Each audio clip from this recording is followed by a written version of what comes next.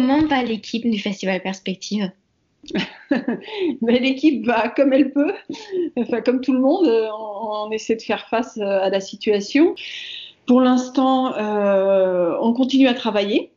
On ne sait pas encore si le festival pourra avoir lieu ou pas, mais pour moi c'est trop tôt pour prendre une décision maintenant.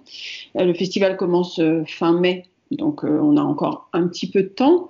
Nous, on continue vraiment à travailler, à tout préparer de manière à être prêt le jour où on saura qu'on peut ressortir, qu'on peut à nouveau organiser des spectacles. Voilà, donc on ne perd pas de temps, on continue à tout mettre en place. Après, ce qui est sûr, c'est que la programmation ne sera pas la programmation qui était envisagée, pour plusieurs raisons. D'une part parce que certains spectacles ne pourront pas être créés. On avait un spectacle qui devait être créé là prochainement et qui ne peut pas l'être. Donc de fait, ce spectacle ne fera plus partie de la programmation pour cette année. On avait un Focus Québec avec des artistes qui devaient venir d'outre-Atlantique. Je suis très pessimiste. Je ne pense pas que ces artistes... Je ne les ai pas encore contactés. Là, on va commencer à prendre contact avec tout le monde pour essayer de sentir un petit peu, voir ce qu'il est possible de maintenir ou pas. Mais voilà, honnêtement, je pense que le Focus Québec n'aura pas lieu. J'espère qu'on pourra quand même maintenir une programmation. On a moi j'envisage plusieurs niveaux, c'est-à-dire que si on a le droit à nouveau d'organiser des spectacles en salle, déjà il faudra voir quelle jauge est autorisée, parce que je pense que quand on va sortir du confinement, on n'aura pas tout de suite l'autorisation de se rassembler à 5000 personnes. Bon, alors à Perspective, il n'y a pas 5000 personnes, mais on a quand même des jauges qui peuvent aller jusqu'à 600. Je ne sais pas si ça sera autorisé. Par contre, peut-être que des petites jauges seront autorisées. Donc on peut adapter la programmation aussi en fonction de ça. Après, si on n'est pas autorisé à jouer dans les salles, moi je suis en train de regarder ce qu'on peut faire. On avait déjà des spectacles en extérieur de prévus. Est-ce qu'on rajoute quelques spectacles en extérieur et on fait que de l'extérieur? Enfin, voilà, pour l'instant il y a pas mal d'hypothèses. En tout cas, on baisse pas les bras, on y croit encore. On se dit que voilà, on essaiera de faire quelque chose dans la limite des autorisations. Et donc voilà, on continue à se préparer, aussi à imaginer des nouvelles manières de travailler, parce que on va pouvoir prendre une décision très très peu de temps avant le début du festival. Donc ça veut dire une autre manière de communiquer. Donc voilà, on est en train de préparer tout ça. Vous invitez des compagnies belges, françaises, allemandes. Vous suivez ça là dans la vie quotidienne, comment ces pays font face, quelles sont les restrictions, comment est-ce que ces compagnies sont soutenues? Alors bon, je suis évidemment ce qui se passe en France, les annonces du ministre de la Culture pour soutenir les artistes. J'ai entendu du côté allemand aussi la ministre de la Culture en Sarre, en l'occurrence, qui aussi a fait des annonces en disant que les artistes ne seraient pas laissés à l'abandon et qu'il y aurait des aides. Mais tout ça, pour l'instant, c'est pas du concret. Voilà. Alors c'est important d'avoir une parole politique et d'entendre que les ministres prennent les choses en main et montrent leur solidarité et leur envie de défendre les artistes. Après, voilà, qu'est-ce que ça va donner? Parce que l'économie va être dans un tel état qu'on ne va pas trouver l'argent comme ça partout. Donc voilà, je n'arrive pas aujourd'hui à me rendre compte de ce que ça va vouloir dire dans le concret après. Après, au niveau des autres pays, en effet, on travaille beaucoup avec des artistes belges, avec des artistes suisses. Là, j'ai pas encore suivi je ne sais pas encore trop ce qui se passe à leur niveau.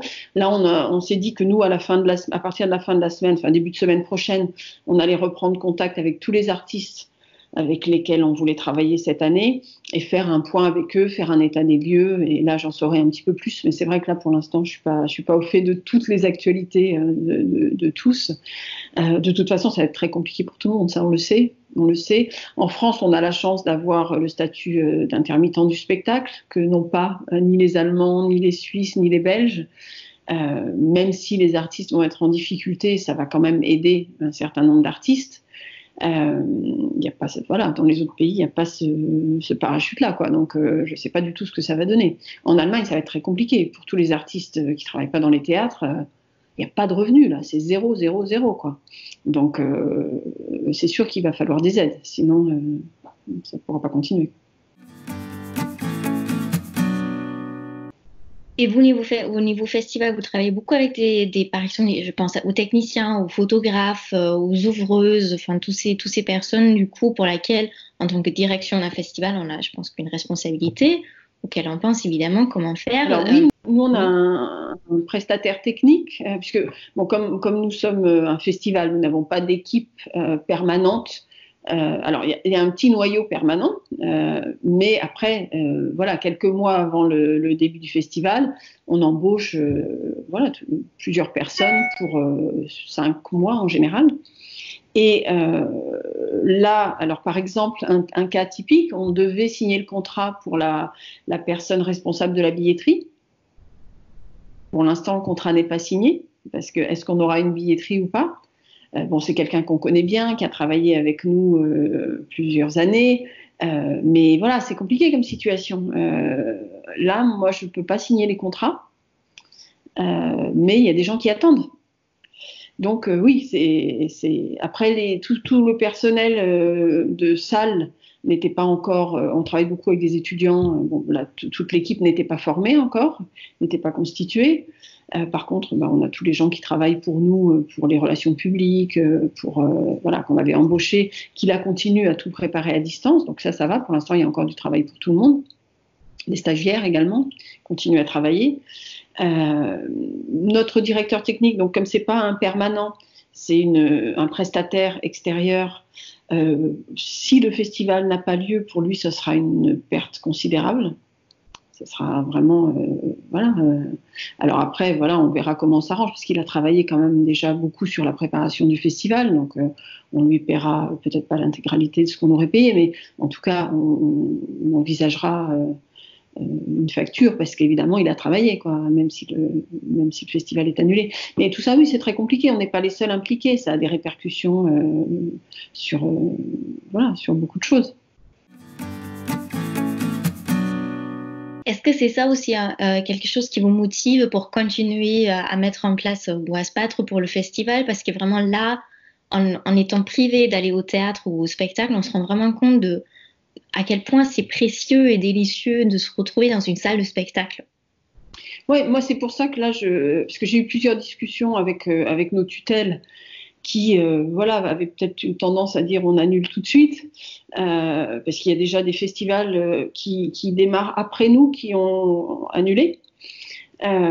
Pour moi, c'est pas envisageable pour l'instant. C'est-à-dire que après, on fera vraiment, voilà, si on ne peut pas maintenir le festival, on ne maintiendra pas. Mais je trouve que c'est trop tôt et qu'il y a certainement ce que je disais tout à l'heure, des moyens d'adapter la programmation pour peut-être proposer quelques spectacles, même si c'est pas beaucoup, même si c'est que en plein air. Mais je pense que quand on va sortir tous du confinement, on aura tellement besoin de se retrouver, tellement besoin de partager quelque chose, de se retrouver avec les artistes, que voilà, moi je veux pas passer à côté de ces moments-là. Donc même si c'est peu, si on peut maintenir quelque chose, je pense qu'on en sera tous très très heureux et que ça fera du bien même pour nous, parce que bon voilà, on aura continué à travailler dans l'espoir de pouvoir faire quelque chose. Et ouais, enfin, moi j'imagine si cette rencontre avec le public, avec les artistes, ça sera quelque chose d'extrêmement fort quand on va reprendre le travail, et que voilà, moi j'ai envie de tout faire pour que ça puisse avoir lieu, quoi. Le festival est vraiment très précieux et je pense qu'on a encore plus besoin de tels projets, de projets transfrontaliers culturels quand on sortira de cette crise qu'avant, vraiment. Alors moi, ce que je trouve formidable, c'est l'ouverture de la SAR, l'ouverture des hôpitaux de SAR pour les malades français. Moi, quand j'ai entendu ça, j'étais extrêmement émue et fière de travailler pour ce land, parce que je trouve que c'est voilà, symboliquement, alors d'une part c'est extrêmement important pour nous parce qu'on en avait besoin, mais voilà, c'est un exemple d'humanité, de solidarité extraordinaire, et on a vraiment besoin de ça en ce moment. Alors après, voilà, la situation est difficile. difficile pour tout le monde, c'est clair. Mais je pense qu'on va apprendre beaucoup de choses aussi avec tout ça. Que je vois, il y a deux types de comportements en ce moment. Il y a des personnes qui ont des comportements vraiment imbéciles et égoïstes. Et puis, à côté de ça, énormément de personnes qui montrent des élans de solidarité extraordinaires. Et je trouve que ça fait du bien, quoi. C'est vraiment touchant, et je pense que ça va sûrement changer beaucoup de choses dans notre manière de voir la vie, d'être avec les autres. Voilà, c'est difficile, mais il y aura sûrement du bon aussi dans tout ça, je pense. Après, moi, la raison aussi pour laquelle je veux pas annuler maintenant le festival, alors d'une part, c'est pour le public, parce que, comme je le disais, on aura besoin de ces temps de retrouvailles, quoi, autour de l'art, mais aussi pour les artistes, parce que c'est-à-dire que tous ces artistes, les artistes avec lesquels on travaille, ne travaillent pas en ce moment, n'ont rien. Donc moi, je peux pas leur dire aujourd'hui, j'annule tout, alors que peut-être il y a une chance de pouvoir les faire travailler. Donc c'est important aussi de vraiment se battre jusqu'au bout. Et puis à un moment, si ça n'est pas possible, on n'aura pas de regrets, on aura fait ce qu'on pouvait, et à un moment on n'ira pas contre les règles. Mais voilà, pour eux aussi c'est important de se battre et de dire. Moi j'ai eu l'administratrice hier d'un des gros spectacles qu'on devait annuler, et qui m'appelait parce qu'il y avait des dates après Perspective qui venaient d'être annulées. Donc elle me dit voilà, t'en es où toi, qu'est-ce que tu fais? Je dis non, mais moi tant que je ne suis pas obligée d'annuler, je n'annule pas. Et c'est important pour eux aussi, parce que ils vont déjà beaucoup souffrir de tout ça. Donc tout ce qu'on va pouvoir sauver, il faut le sauver, quoi. Donc nous, on est de tout cœur avec vous, et on espère vivement qu'on va se retrouver à Saarbrücken fin mai pour fêter l'arrêt de cette période inquiétante et bizarre. Moi, c'est vraiment souhait que même si c'est en extérieur, qu'on se retrouve, et on a un grand parc, le jardin franco-allemand là, qui est immense, si on arrive à faire quelque chose là-bas, ça peut être super. Voilà. Et voilà, je croise les doigts pour que si on n'arrive pas à se retrouver en salle, on puisse au moins se retrouver dans les parcs.